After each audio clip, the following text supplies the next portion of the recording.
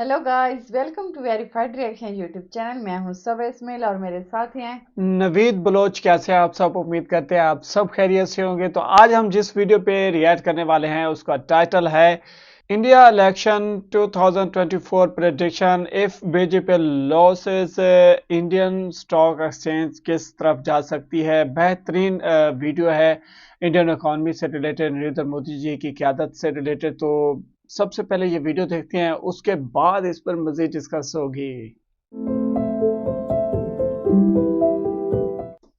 साल 2007 में Indian stock market की मार्केट कैपिटल $1 ट्रिलियन पहुंच गई थी।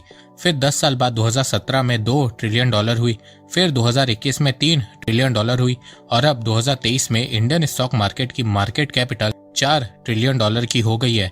जितनी इस समय भारत की जीडीपी नहीं है, उतनी इंडियन स्टॉक मार्केट की मार्केट कैपिटलाइजेशन है। इस समय दुनिया में कोई भी देश इतना तेजी से ग्रो नहीं कर रहा है जितनी तेजी से भारत ग्रो कर रहा है, और इसी के चलते इंडियन स्टॉक मार्केट भी तेजी से ग्रो कर रहा है। इसके अलावा पिछले कुछ सालों में भारत सरकार ने कई इकोनॉमिक रिफॉर्म किए हैं, जैसे कि टैक्स को सिंप्लीफाई करने के लिए जीएसटी को इंट्रोड्यूस किया है, मैन्युफैक्चरिंग को बढ़ाने के लिए कॉर्पोरेट टैक्स को कम किया है, पीएलआई स्कीम को लॉन्च की है। इसके अलावा इंडिया में पहले के मुकाबले बिजनेस करना आसान हो गया है। ईज ऑफ डूइंग बिजनेस में इंडिया की रैंक इंप्रूव हुई है।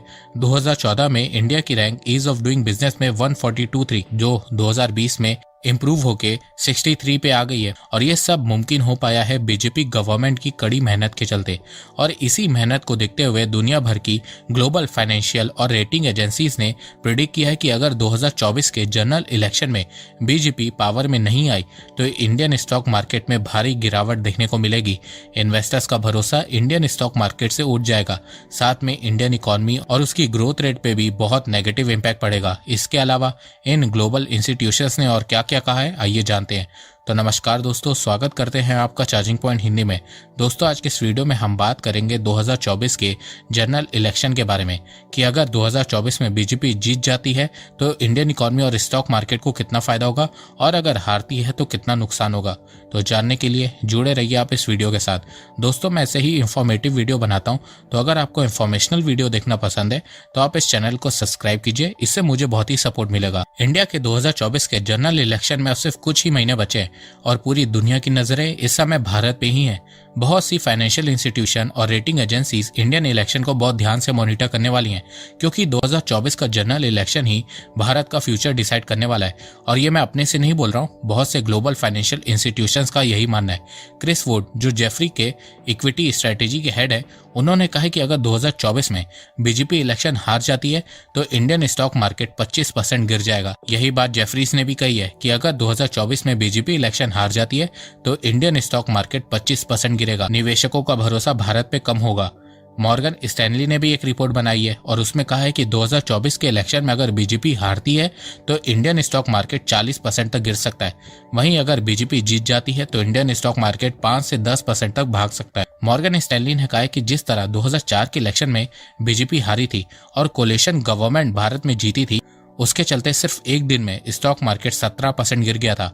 उस समय इंडियन स्टॉक मार्केट ज्यादा बड़ा नहीं था तो उसका इम्पैक्ट ज्यादा नहीं पड़ा, पर इस बार अगर ऐसा हुआ तो इसका इम्पैक्ट बहुत मैसिव होगा, क्योंकि इंडियन स्टॉक मार्केट $4 ट्रिलियन का हो गया है और अगर ये 25 से 40% गिरा तो नुकसान बहुत होगा। मॉर्गन स्टैनली ने बहुत डिटेल से स्टडी करके बताया है कि अगर बीजेपी 2024 के इलेक्शन में 260 सीट जीत जाती है तो स्टॉक मार्केट 5% भागेगा। अगर बीजेपी 240 सीट जीती है तो स्टॉक मार्केट 5 से 7% गिरेगा, क्योंकि बीजेपी के पास मेजॉरिटी नहीं होगी। वहीं अगर बीजेपी 225 सीट जीत जाती है तो स्टॉक मार्केट 20 से 25% गिरेगा, और अगर बीजेपी 200 से कम सीटें जीती है तो स्टॉक मार्केट 30 से 40% गिरेगा, क्योंकि तब भारत में 100% कोलिशन गवर्नमेंट बनेगी। देखो, फाइनेंशियल इंस्टीट्यूशन बहुत रिसर्च करके डेटा के बेसिस पे प्रिडिक्ट करते हैं। अब आप लोग सोच रहे होंगे कि इलेक्शन का स्टॉक मार्केट से क्या लेना देना। तो देखो, स्टॉक मार्केट का इलेक्शन से डायरेक्ट रिलेशन होता है।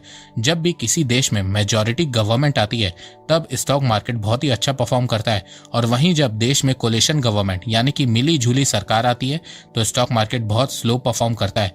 स्टॉक मार्केट को मेजॉरिटी गवर्नमेंट ही पसंद आती है।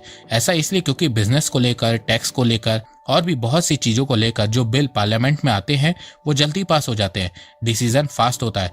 पर कोलिशन गवर्नमेंट के समय ऐसा नहीं होता है, कई बिल बीच में ही अटक जाते हैं, डिसीजन पेंडिंग रहते हैं, जिससे देश की इकोनॉमी पे इम्पैक्ट पड़ता है और स्टॉक मार्केट भी अच्छा परफॉर्म नहीं करता है। अगर आप इंडियन स्टॉक मार्केट का इतिहास देखेंगे तो आपको मेरी बात समझ में आ जाएगी। 2007 में बॉम्बे स्टॉक मार्केट की मार्केट कैपिटल $1 ट्रिलियन की हुई थी, फिर $2 ट्रिलियन पहुंचने में उसे 10 साल लग गए। वहीं $2 ट्रिलियन से $4 ट्रिलियन होने में सिर्फ 6 साल लगे। बीजेपी मेजॉरिटी में थी, इसीलिए इंडियन स्टॉक मार्केट 4 गुना स्पीड से भागा। वहीं कांग्रेस के समय ऐसा नहीं था, इसीलिए स्टॉक मार्केट धीरे धीरे चल रहा था। अब आप लोग सोच रहे होंगे कि बीजेपी के हारने से इंडियन स्टॉक मार्केट का क्या रिलेशन है। तो देखो, जब देश में एग्जिस्टिंग गवर्नमेंट इलेक्शन जीत के वापस से पावर में आती है तो stock market as usual perform करता है, क्योंकि इन्वेस्टर को पता रहता है कि गवर्नमेंट किस सेक्टर में किस फील्ड में ज्यादा फोकस कर रही है। पर जब न्यू गवर्नमेंट फॉर्म होती है तो इन्वेस्टर डर जाते हैं, क्योंकि न्यू गवर्नमेंट पुरानी गवर्नमेंट की सारी पॉलिसीज को चेंज कर देती है और भारत में तो ये बहुत पुरानी परंपरा रही है। देखो, फॉरेन इन्वेस्टर हमेशा उस देश में लॉन्ग टर्म इन्वेस्ट करते हैं जहां पे गवर्नमेंट स्टेबल रहती है।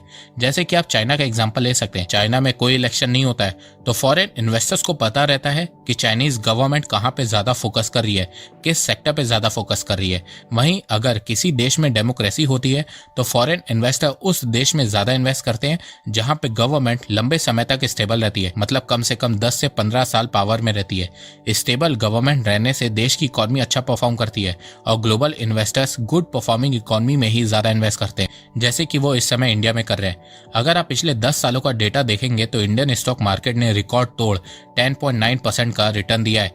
किसी भी देश के स्टॉक मार्केट ने भारत जितना रिटर्न नहीं दिया है। यूएस की स्टॉक मार्केट ने पिछले 10 सालों में 6% का रिटर्न दिया है, वहीं चाइना ने सिर्फ 2.7% का रिटर्न दिया है। इंडियन स्टॉक मार्केट ने इतना अच्छा रिटर्न इसीलिए दिया है क्योंकि भारत में मेजॉरिटी में एक स्टेबल गवर्नमेंट लंबे समय तक रही है।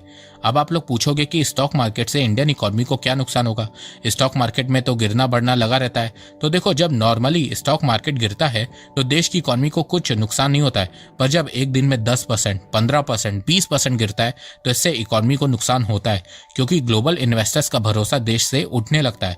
वो अपनी इन्वेस्टमेंट धीरे धीरे उस देश में कम करने लगते हैं, जिससे देश की ग्रोथ रेट भी गिरने लगती है। इस चीज का सबसे बेस्ट एग्जांपल चाइना है। चाइना से इन्वेस्टर जा रहे हैं तो इसके चलते चाइना की ग्रोथ रेट भी अब धीरे धीरे कम हो रही है।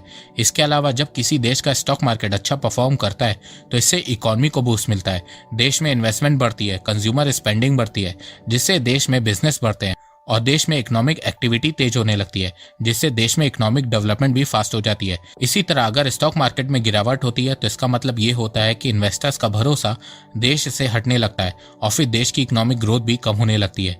अब आप लोग जानना चाहेंगे कि स्टॉक मार्केट से एक आम आदमी को क्या फायदा होता है। तो देखो, इससे आम आदमी इन्फ्लेशन को कंट्रोल में रख सकता है। मान लो कि मेरे पास 1 लाख रुपए है और हर साल इन्फ्लेशन 10% से बढ़ रही है, तो 10 साल बाद मेरे 1 लाख रुपए की कोई वैल्यू नहीं होगी।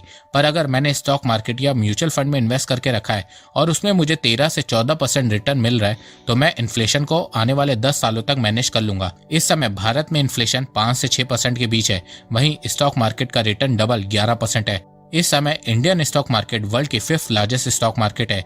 इंडिया से ऊपर यूएस, चाइना, जापान और हांगकांग है। पर आने वाले 5 सालों में इंडियन स्टॉक मार्केट और ज्यादा आउटस्टैंडिंग परफॉर्म करेगा, क्योंकि भारत 2027 तक वर्ल्ड की 3rd लार्जेस्ट इकोनॉमी बन जाएगा। देखो, इस समय भारत पैंडेमिक के बाद फिर से अच्छी स्पीड से ग्रो कर रहा है। पूरी दुनिया को लगता है कि ये डेकेड भारत का होने वाला है, पर यह तभी मुमकिन हो पाएगा जब आप सही पार्टी को वोट करेंगे। बहुत ही इंटरेस्टिंग और इन्फॉर्मेटिव वीडियो थी नवीद। मैं तो यहाँ पर सिर्फ एक बात कहना चाहूंगी कि इंडिया जिस तरह तेजी से तरक्की कर रहा है, और मेरी तो यही दुआ है कि नरेंद्र मोदी जी इलेक्शन ये जीते। आप क्या कहना चाहेंगे? देखें, ऐसा है कि वो इसलिए कि आप ये मेरे ख्याल में सबको बताना चाहिए कि हम उस लीडर के फैन हैं जो अपनी आवाम के साथ वफादार है, और वो है नरेंद्र मोदी जी। इसीलिए हम कहते हैं कि हम नरेंद्र मोदी जी के फैन हैं, क्योंकि वो सही तरीके से लीड कर रहे हैं पूरे इंडिया को और पूरे हिंदुस्तान को दुनिया की बेहतरीन इकॉनमी बना के दिखा दिया है, दुनिया की 5वीं बेहतरीन इकॉनमी। और जो प्रिडिक्शन है, जिस तरह ये पूरी वीडियो का जो टाइटल था वो इलेक्शन से रिलेटेड था, 2024 के इलेक्शन में इंडियन इकॉनमी किस रुख को अपना यानी कि रास्ता अख्तियार करेगी या क्या पोजीशन में जा सकती है, इससे रिलेटेड एक बेहतरीन इंफॉर्मेटिव वीडियो आपके साथ थी जो हमने देखी। तो इसमें कोई शक नहीं है नरेंद्र मोदी जी 2024 का इलेक्शन जीतेंगे, ये हमारी प्रेडिक्शन है, ठीक है, प्रेडिक्शन के लिहाज से।